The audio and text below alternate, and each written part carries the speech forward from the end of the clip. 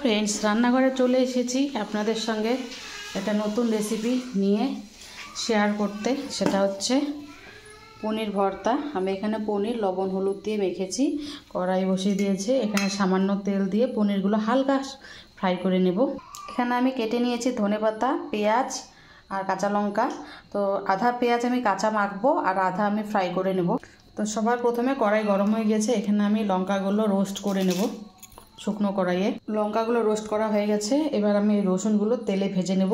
রসুনও কিন্তু রোস্ট করা যায়, কিন্তু আমি আজকে এইভাবেই করব, তাই তেলে বসিয়ে দিলাম। রসুনগুলো ভাজা হয়ে গেছে, এবার আমি পেঁয়াজগুলো তেলে ভেজে নেব। রোস্ট করা লঙ্কাগুলোকে এভাবে কুচে কুচে ভালো করে মেখে নেব। পেঁয়াজ ভাজা হয়ে গেছে, পনিরগুলো হালকা জাস্ট সাঁতলে নেব কড়াইয়ে।